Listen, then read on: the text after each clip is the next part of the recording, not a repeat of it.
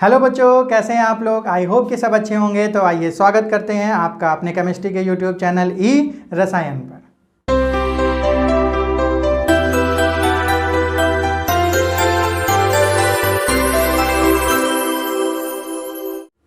आज की क्लास में बच्चों हम लोग बात करने वाले हैं एसिड और बेसिस के वेरियस कॉन्सेप्ट के बारे में।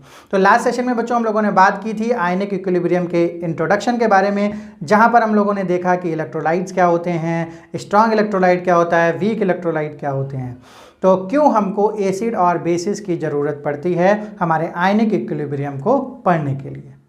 तो आज हम लोग देखेंगे कि क्यों हमको एसिड और बेसिस के अलग अलग कॉन्सेप्ट्स के आधार पर हम लोग एसिड और बेसिस को डिफाइन करते हैं। तो शुरू करते हैं बच्चों आज की क्लास देर ना करते हुए एसिड और बेसिस के वेरियस कॉन्सेप्ट। तो पहला हमारा जो एसिड और बेसिस का जो कॉन्सेप्ट है वो है आर्हेनियस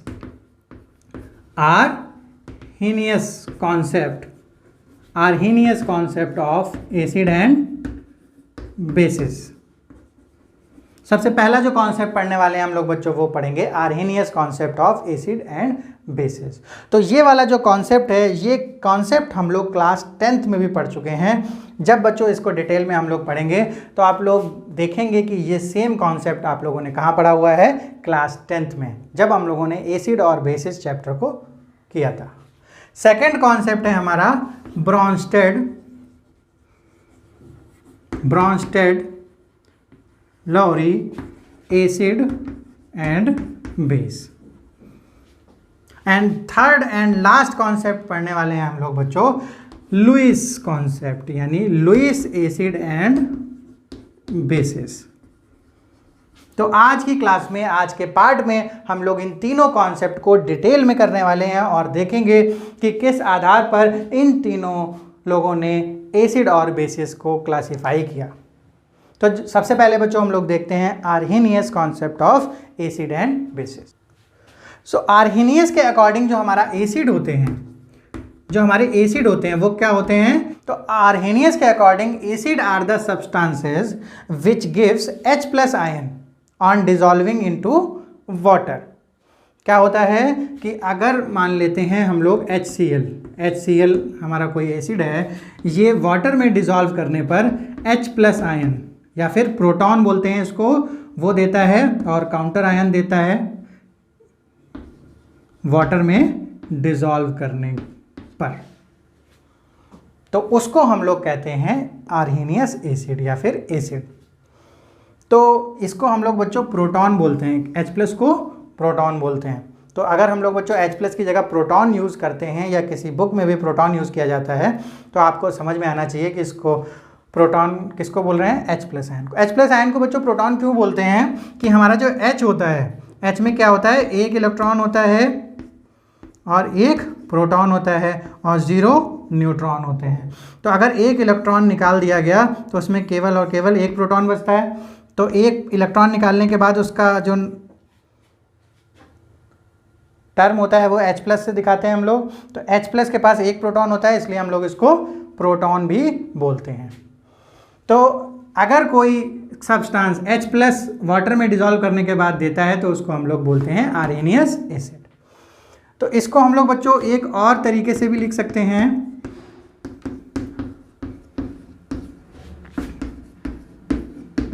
तो अगर इस तरीके से भी ये रिएक्शन दी हुई है तो हमको बच्चों घबराना नहीं है, क्योंकि अभी हम लोगों ने बोला कि वाटर में डिजॉल्व करने के बाद तो यानी वाटर तो यहाँ पर इन्वॉल्व होगा। उसके बाद जो H+ आयन होता है बच्चों, वो H+ आयन जो होता है वो अकेले न रह के H2O के साथ बाइंड करके क्या बनाता है, हाइड्रोनियम आयन। क्या नाम होता है इसका, हाइड्रोनियम आयन। ये प्रैक्टिकली जब देखा गया तो ये H+ हाइड्रोनियम आयन के रूप में ही एग्जिस्ट करता है।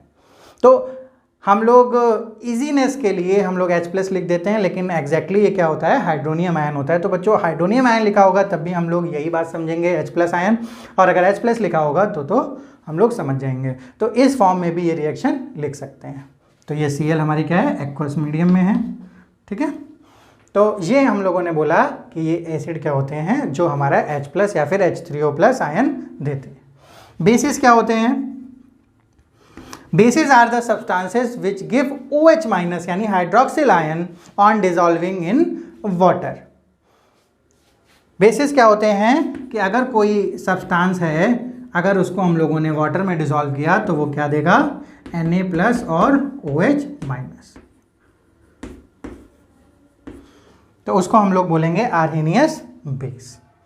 तो ये कॉन्सेप्ट बच्चों आप लोगों ने 10th में भी पढ़ा था कि वाटर में डिसॉल्व करने पर जो H+ डोनेट करता है वो एसिड होता है और जो OH माइनस डोनेट करता है वो क्या होता है, बेस होते हैं। तो यहां पर भी बच्चों हम लोगों ने पढ़ा, तो वो वाला जो कॉन्सेप्ट था वो किसके अकॉर्डिंग था, आर्हेनियस के अकॉर्डिंग था। लेकिन बच्चों यहां पर प्रॉब्लम ये आती है कि इन्होंने जो आर्हेनियस थे उन्होंने केवल एक्वस मीडियम में ही ये चीज़ें डिफाइन की। तो अगर किसी के पास H+ और OH माइनस डोनेट करने को नहीं है, अगर ऐसा कोई सब्सटेंस है, यानी बच्चों अगर हम लोग मानते हैं कि हमारा सपोज करते हैं NH3 है, तो NH3 हमारा बेस होता है, लेकिन इसके पास OH माइनस आयन नहीं है, तो इसका मतलब है कि आर्हेनियस के अकॉर्डिंग हम इसको बेस नहीं बोल सकते। यानी अगर हम लोग CaO इसकी बात करते हैं तो ये ऑक्साइड है, इसके पास भी बच्चों OH माइनस आयन नहीं है, या H+ भी इसके पास नहीं है, तो इसके अकॉर्डिंग ना तो ये एसिड है ना तो ये बेस है। तो ये कुछ ऐसे कंपाउंड थे जो एसिड भी थे, बेसिस भी थे, लेकिन अकॉर्डिंग टू द आर्हेनियस हम लोग डिफाइन नहीं कर पा रहे थे, उनको बता नहीं पा रहे थे कि ये एसिड है या फिर बेसिस है। तो बच्चों ये हमारा एक लिमिटेशन के रूप में आता है, क्योंकि लिमिटेशन बच्चों इसलिए कह रहे हैं क्योंकि ये बहुत सारे आर्हेनियस जो कॉन्सेप्ट था बहुत सारे कंपाउंड्स के लिए क्या था, सही था, क्योंकि इसके according H2SO4, HCl, HNO3, NaOH, CH3COOH है ना, NH4OH, इन सबको इसने डिफाइन किया।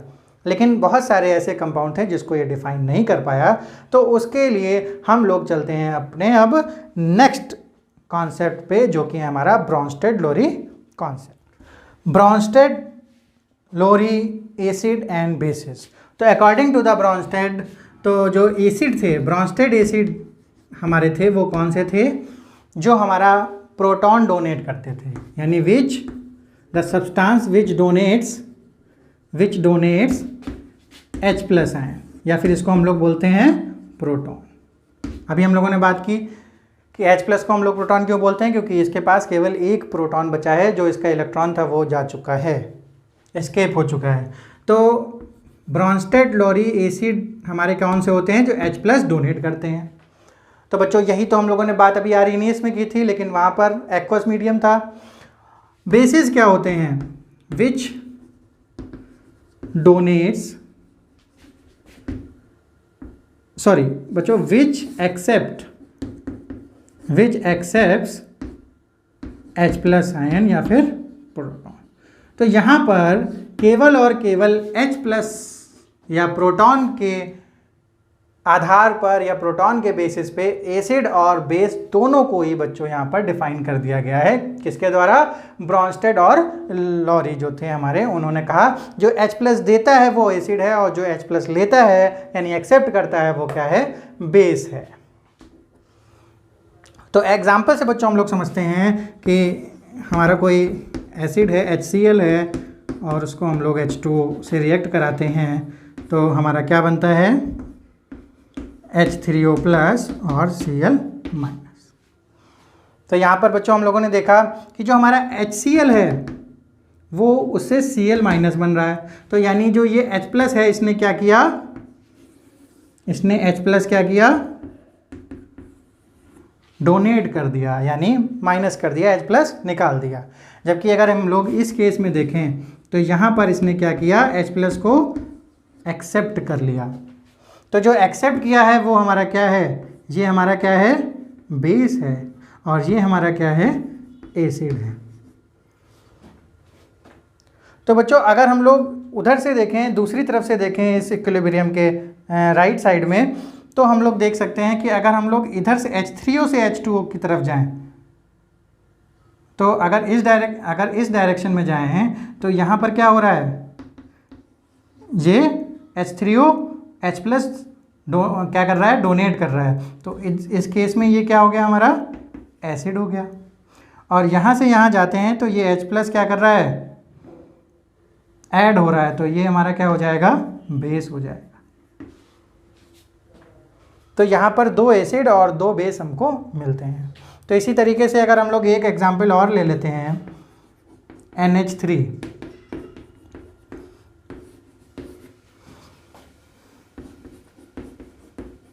तो H प्लस यहाँ से निकलेगा, तो यहाँ H प्लस यहाँ ऐड हुआ तो NH4 प्लस बना और ये हमारा बन गया OH माइनस। तो अगर यहाँ से यहाँ देखें तो H प्लस ऐड हो रहा है तो ये हमारा बेस हुआ, ये हमारा एसिड हुआ, और यहाँ से यहाँ देखते हैं तो हमारा H प्लस निकला तो ये हमारा एसिड हुआ और ये हमारा बेस हुआ। तो इस तरीके से हम लोग Bronsted and Lowry acid and bases को देखते हैं। तो ये दोनों जो बच्चों एग्जाम्पल आप लोग देख रहे हैं आपके सामने, ये जो HCl और NH3 का एक एग्जाम्पल है, इसमें अब बच्चों आप लोग देख पा रहे होंगे कि कुछ पॉइंट्स सामने निकल के आ रहे हैं कि हमारा जो एसिड है, एसिड से जो हमारा आयन बना हुआ है, अगर ये एसिड है तो ये बेस है, और अगर ये बेस है तो ये एसिड है। सिमिलरली बच्चों जब हम लोगों ने दूसरा एग्जाम्पल लिया तो हम लोगों ने देखा कि अगर ये बेस है तो ये एसिड है, और अगर ये एसिड है तो ये बेस है। तो इसका मतलब ये हुआ, तो बच्चों जो हमारा पॉइंट निकल के आया कि हमारे जो एसिड और बेस पेयर हुआ, ये जो हमारे एसिड बेस पेयर हैं,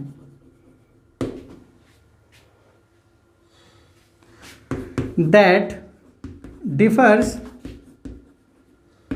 from one proton is called conjugate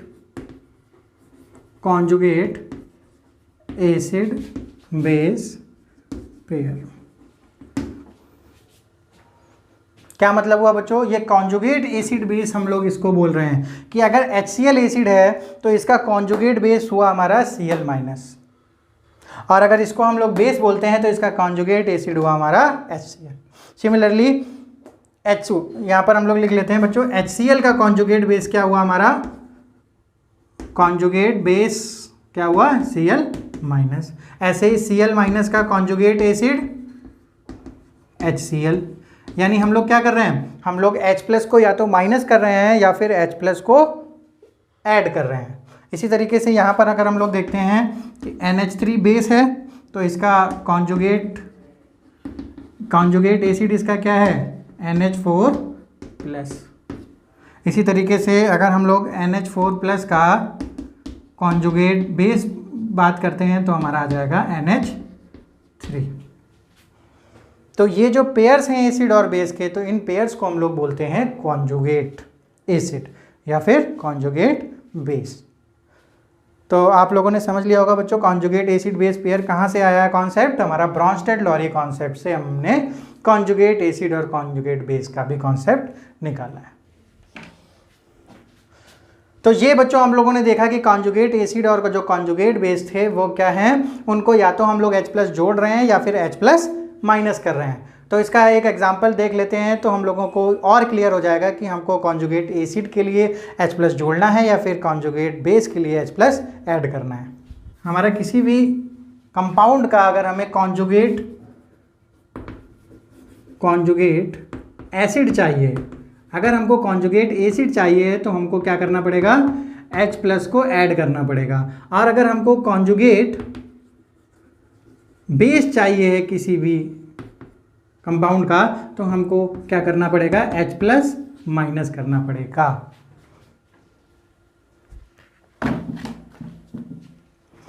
तो बच्चों अगर हम लोग एग्जाम्पल देखते हैं, अगर इस स्पीसीज है जो हमारे पास, इसका अगर हमें कॉन्जुगेट एसिड लेना है या फिर इसका कॉन्जुगेट बेस लेना है तो हमें क्या करना पड़ेगा। तो H2O का कॉन्जुगेट एसिड लेने के लिए अभी हम लोगों ने बात की, अगर हमें कॉन्जुगेट एसिड चाहिए तो हमको H प्लस ऐड करना पड़ेगा। तो H2O में अगर हम लोग एक H प्लस ऐड करते हैं तो क्या बन जाएगा, H3O प्लस। तो H3O plus is the conjugate acid of H2O। और H2O का अगर हमें कॉन्जुगेट बेस निकालना है तो इसमें हम लोग H प्लस निकालते हैं तो हमारा बन जाएगा OH माइनस। सिमिलरली इसका कॉन्जुगेट एसिड के लिए हमें H, तो एक जोड़ दिया हमने H2CO3, तो एक प्लस आया था तो हमारा प्लस माइनस मिलके क्या हो गया, न्यूट्रल। अगर इसमें से H+ निकालें तो बचेगा CO3, और H+ निकाला है तो हमको यहाँ पर एक माइनस भी ऐड करना पड़ेगा, तो 2 हमारे माइनस हो जाएंगे। इस तरीके से इसमें H+ जोड़ा तो हमारा हो गया H2SO4, और अगर हमने निकाला तो हमारा हो गया SO4 2-, इसमें हमने जोड़ा तो हमारा हो गया NH4+, और यहाँ पर अगर हम लोगों ने निकाला तो ये हो गया। तो H+ एक बार निकालना है, तो अगर निकालेंगे H+ तो कॉन्जुगेट बेस बनता है, और अगर ऐड करते हैं तो हमारा कॉन्जुगेट एसिड बनता है। तो इस तरीके के अगर क्वेश्चंस आते हैं तो हम लोग इजीली इस बात को ध्यान में रख के उसका कॉन्जुगेट एसिड और कॉन्जुगेट बेस बना सकते हैं। तो कुछ ऐसी भी स्पीसीज होती हैं जिसका हम लोग कॉन्जुगेट एसिड और बेस दोनों बना सकते हैं, तो इसको एग्जैक्टली हम लोग क्या बोलते हैं बच्चों, एम्फोटेरिक, यानी वो एसिड भी बन सकता है और वो बेस भी बन सकता है। तो अगर हम लोग देखें तो इस केस में ये एसिड भी बन गया और ये बेसिस भी बन गया, तो इसको हम लोग कहते हैं ये एम्फोटेरिक नेचर है, यानी दोनों तरफ जा सकता है, एसिड की तरफ भी और बेस भी बन सकता है। तो इस एम्फोटेरिक नेचर के बारे में बच्चों अगर हम लोग डिटेल में बात करें तो ये एम्फोटेरिक नेचर, अगर हम लोग H2O के एम्फोटेरिक नेचर की बात करें कि ये जो हमारा H2O है, तो ये पहले एग्जाम्पल के केस में ये हमारा बेस है, और इस केस में देखें तो ये हमारा बेस है और ये एसिड है। एसिड क्यों है, क्योंकि ये क्या हो रहा है, ये H+ यहाँ पर डोनेट कर रहा है, जबकि यहाँ पर ये H+ एक्सेप्ट कर रहा है बच्चों। तो H2O ही बेस है, H2O ही एसिड है। तो इसको हम लोग एसिड और बेस को समझते हैं किस टर्म में, रिलेटिव टर्म में, यानी जो हमारा ब्रॉन्स्टेड और लॉरी कॉन्सेप्ट है वो बोलता है कि जो हमारा एसिड और बेस होते हैं वो क्या होते हैं, रिलेटिव टर्म्स होते हैं। तो कोई भी चीज़ बेस भी बन सकती है, कोई भी चीज़ एसिड भी बन सकती है। अगर मान लेते हैं ये H2O और HCl से हम लोगों ने रिएक्ट कराया, तो HCl की जो पावर है H+ डोनेट करने की वो H2O से ज़्यादा है, तो यहाँ क्या करेगा, ये H2O एक्सेप्ट कर लेगा H+। जबकि अगर हम सेकंड केस में देखें तो NH3 की जो पावर है वो H+ एक्सेप्ट करने की H2O से ज़्यादा है, तो यहाँ पर इस H2O को क्या करना पड़ेगा, H+ अपना क्या करना पड़ेगा, देना पड़ेगा, और इस केस में एक्सेप्ट करना पड़ेगा H+। तो बच्चों ये बिल्कुल वैसी ही बात हो गई कि अगर कोई आपके स्कूल में कोई बच्चा है और किसी को आपने कमज़ोर देखा तो उसको पीट दिया, और पता चला कोई आपसे ताकतवर हो गया तो उसने आपको पीट दिया, तो ये बिल्कुल बच्चों रिलेटिव टर्म हो गया। तो आपकी पिटाई हुई या आपने पीटा, ये डिपेंड किया कि जो सामने वाला है वो आपसे कमज़ोर है या फिर आपसे ताकतवर है। तो दोनों ही काम आपके साथ हो सकते हैं। ये बिल्कुल नहीं कहा जा सकता कि ये जो एक बच्चा है ये पूरी लाइफ में हमेशा क्या करेगा, दूसरे की पिटाई करेगा, या फिर ये पूरी लाइफ में पिटेगा अपने आप। तो ये बच्चों क्या है, रिलेटिव टर्म है कि सामने वाला जैसा होगा वैसा ही प्रोसेस आपके साथ होने वाला है। वैसे ही H2O के साथ भी हुआ कि अगर इससे ताकतवर मिला तो इसने क्या किया, एक्सेप्ट कर लिया, अगर इससे कमज़ोर मिला तो इसने अपना H+ दे दिया। तो ये एज अ बेस और एज अ एसिड दोनों का काम करता है, तो इसको हम लोग बोलते हैं एम्फोटेरिक नेचर। इसका कैसा नेचर होता है, एम्फोटेरिक नेचर होता है। तो आप लोगों ने समझ लिया होगा कि ये रिलेटिव टर्म्स किसको बोल रहे हैं हम लोग, कोई भी एक स्पीसीज़ एसिड जैसा भी बर्ताव कर सकती है और बेस जैसा भी हमारा बर्ताव कर सकती है। सो अगला जो पॉइंट निकल के आता है बच्चों इन दोनों एग्जाम्पल से, वो बड़ा इंपॉर्टेंट पॉइंट है कि आप लोगों ने बच्चों देखा होगा कि ये जो हमारा मान लेते हैं ये HCl है, HCl कैसा है, स्ट्रॉन्ग एसिड है, पता है सबको, 10th क्लास से पढ़ते हुए आ रहे हैं HCl कैसा है, स्ट्रॉन्ग एसिड है। तो इसका जो कॉन्जुगेट बेस हुआ, इसका कॉन्जुगेट बेस क्या था, Cl-। अगर कोई एसिड स्ट्रॉन्ग है तो उसका जो बेस होगा यानी कॉन्जुगेट बेस होगा वो कैसा होगा, वो वीक बेस होगा। कैसा होगा, वीक बेस होगा। अगर हम लोग बच्चों यहाँ पर मान लेते हैं कोई हमारे कैसा है, वीक एसिड है, वीक एसिड अगर मानते हैं CH3COH, ये कैसा था, ये वीक एसिड है। तो वीक एसिड के लिए अगर हम रिएक्शन लिखे हैं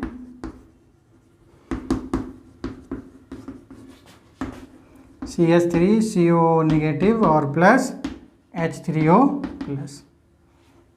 तो ये जो एसिड है तो इसका एक कॉन्जुगेट बेस कौन सा हुआ, ये वाला। तो इसका कॉन्जुगेट बेस कैसा होगा, कैसा होगा, स्ट्रांग होगा, स्ट्रांग होगा बच्चों। तो जो कॉन्जुगेट एसिड और बेस पेयर होते हैं उसमें से अगर एक स्ट्रांग है तो ऑलरेडी हमको ये समझ में आना चाहिए कि जो उसका कॉन्जुगेट एसिड या बेस होगा वो कैसा होगा, वीक होगा। और अगर ये वीक है तो वो कैसा होगा, स्ट्रांग होगा। तो ये पॉइंट बच्चों बड़ा इंपॉर्टेंट पॉइंट है, इससे आपको किसी भी अननोन एसिड या बेस की स्ट्रांगनेस या वीकनेस का पता लग सकता है अगर आपको उसके कॉन्जुगेट एसिड और बेसिस के बारे में जानकारी है। तो अगर हम लोग F माइनस की बात करें तो F माइनस क्या होगा, एसिड होगा या बेस होगा। तो ये क्या होगा बच्चों, H प्लस एक्सेप्ट करेगा या डोनेट करेगा, एक्सेप्ट करेगा। तो ये एक्सेप्ट करेगा तो यानी ये क्या हो जाएगा, बेस हो जाएगा। तो इसका स्ट्रांगनेस और वीकनेस पता लगाने के लिए हम लोग पहले इसका कॉन्जुगेट एसिड पता लगा लेते हैं। तो कॉन्जुगेट एसिड हुआ इसका HF, और HF के बारे में हमको पता है ये कैसा होता है, वीक एसिड होता है। तो इसका मतलब ये कैसा होगा, स्ट्रॉन्ग बेस होगा। अगर हम लोग Cl माइनस की बात करते हैं तो Cl माइनस का जो कॉन्जुगेट एसिड है वो HCl है, HCl स्ट्रॉन्ग होता है तो Cl हमारा कैसा होगा, वीक होगा। तो हम लोग बता सकते हैं कि F माइनस कैसा होगा, Cl माइनस कैसा होगा, OH माइनस कैसा होगा। तो सबके बारे में हम लोग बता सकते हैं केवल उसके कॉन्जुगेट एसिड और बेस की स्ट्रांगनेस और वीकनेस को पता लगाकर। तो बच्चों ब्रॉन्स्टेड और लोरी जो हमारा कॉन्सेप्ट था एसिड और बेसिस का, उसमें हम लोगों ने बहुत सारे पॉइंट्स देखे इंपॉर्टेंट, जिसमें हम लोगों ने मेनली कॉन्जुगेट एसिड बेसिस की पेयर की बात की और उनसे रिलेटेड हमने बहुत सारे इंपॉर्टेंट पॉइंट्स को देखा। अब हम लोग बात कर लेते हैं अपना जो लास्ट कॉन्सेप्ट है जिसको दिया था लुईस ने।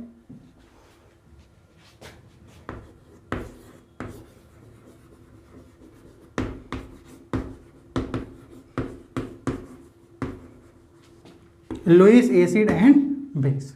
तो according to the Lewis Lewis acid कौन से होते हैं, लुईस एसिड और लुईस बेस। तो लुईस एसिड वो होते हैं बच्चों जो क्या करते हैं, एक्सेप्ट करते हैं क्या, लोन पेयर ऑफ इलेक्ट्रॉन्स। और लुईस बेस क्या होते हैं, जो डोनेट करते हैं हमारा लोन पेयर ऑफ इलेक्ट्रॉन्स। तो इलेक्ट्रॉन के डोनेशन और एक्सेप्टेंस के आधार पर लुईस ने एसिड और बेसिस को कैरेक्टराइज किया। तो जो lone pair of electron accept करेगा तो इसका मतलब है वो इलेक्ट्रॉन डेफिशिएंट स्पीसीज होगा, यानी इलेक्ट्रॉन की कमी होगी। तो जितने भी प्लस यानी कैटायन होते हैं, जैसे हमारा क्या हो, जैसे बच्चों H प्लस हो गया, Ag प्लस हो गया, हमारा Cl प्लस हो गया, Cl प्लस भी बच्चों एग्जिस्ट करता है। तो जितने भी प्लस हैं वो सारे कैसे होंगे, इलेक्ट्रॉन डेफिशिएंट होंगे, इलेक्ट्रॉन की कमी होगी और वो इलेक्ट्रॉन एक्सेप्ट करने की टेंडेंसी रखते होंगे। तो उनको हम लोग बोलेंगे लुईस एसिड। कुछ ऐसे स्पीसीज भी होते हैं जो बच्चों प्लस नहीं उन पे लगा होता है, यानी वो कैटायन नहीं होते हैं लेकिन वो इलेक्ट्रॉन डेफिशिएंट होते हैं, जैसे BF3, AlCl3 है ना, CO2। तो ये सारे क्या हैं, हमको यहाँ पर प्लस नहीं दिख रहा है लेकिन ये सारे इलेक्ट्रॉन डेफिशिएंट हैं। BF3 बच्चों कैसा होता है, B में बच्चों 3 इलेक्ट्रॉन होते हैं वैलेंस और 3 इसके, तो टोटल इसके कितने हो गए, 6 इलेक्ट्रॉन हो गए। तो 2 इलेक्ट्रॉन ये और कैरी कर सकता है अभी, तो इसका मतलब इलेक्ट्रॉन डेफिशिएंट है। ऐसे AlCl3 भी होता है, CO2 भी होता है हमारा। अच्छा, जो हमारे लुईस बेसिस होते हैं उनका एग्जाम्पल हम लोग, तो जो lone pair of electron donate करेंगे यानी वो इलेक्ट्रॉन रिच स्पीसीज होंगी। तो सारी की सारी जो माइनस स्पीसीज होती हैं, जो सारी की सारी माइनस स्पीसीज होती हैं बच्चों, माइनस स्पीसीज होती हैं वो ऑलरेडी हमारी इलेक्ट्रॉन रिच होती हैं, तो वो सारी क्या होंगी, लुईस बेस होंगी। और कुछ ऐसी भी स्पीसीज होती हैं जिसमें माइनस नहीं लगा होता है, लेकिन वो तब भी क्या होती हैं, इलेक्ट्रॉन रिच होती हैं। जैसे हमारा NH3, इसमें loan pair of electron already present है, जो हमारा क्या है, फ्री है। ऐसे ही हमारा H2O, ऊपर कितने हैं, 2। ऐसे ही बहुत सारे हमारे न्यूट्रल कंपाउंड होते हैं जो इलेक्ट्रॉन रिच होते हैं, वो क्या होते हैं, लुईस बेस। और जो इलेक्ट्रॉन डेफिशिएंट होते हैं वो लुईस एसिड होते हैं। तो हमारी कंडीशन क्या है कि lone pair of electron accept जो करेगा वो लुईस एसिड, जो इलेक्ट्रॉन पेयर जो हमारा डोनेट करेगा वो लुईस बेस।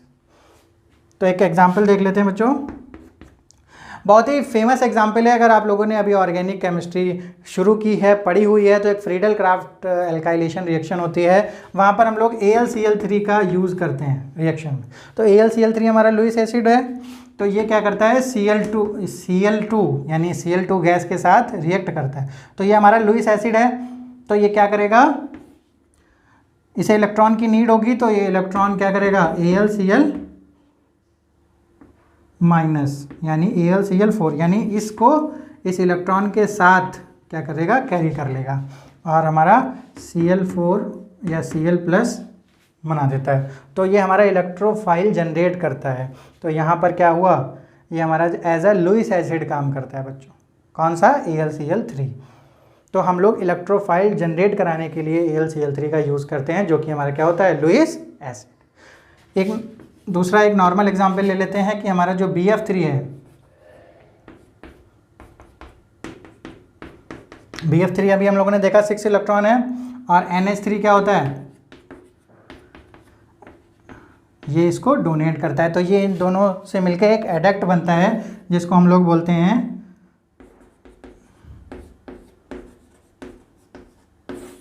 तो ये हमारा लुईस एसिड है और ये हमारा लुईस बेस है। तो ऐसे बहुत सारे बच्चों एग्जांपल्स होते हैं जहाँ पर लुईस एसिड और लुईस बेसिस का रिएक्शन देखने को मिलता है। तो आई होप बच्चों आप लोगों ने जो जितने भी कॉन्सेप्ट हैं, वेरियस कॉन्सेप्ट थे, आर्हेनियस का, चाहे ब्रॉन्स्टेड का, और चाहे हमारा लुईस का, वो सबको आप लोगों ने आसानी से समझ लिया होगा। तो इनको समझना इसलिए भी हमें ज़रूरी हो जाता है क्योंकि आगे हम लोग एसिड और बेसिस के बारे में बात करने वाले हैं, उनके पीएच के बारे में बात करेंगे, उनकी स्ट्रांगनेस वीकनेस के बारे में बात करेंगे। तो आई होप कि आज की क्लास बच्चों आप लोगों के लिए बहुत ही अच्छी रही होगी, और इसी तरीके से आप लोग हमारे वीडियोस के साथ बने रहिए और चैनल को सब्सक्राइब कर लीजिए अगर आपने चैनल को सब्सक्राइब नहीं किया है, और वीडियो को लाइक कर दिया करिए। अब हम लोग मिलते हैं अपने नेक्स्ट वीडियो में। Till then bye bye.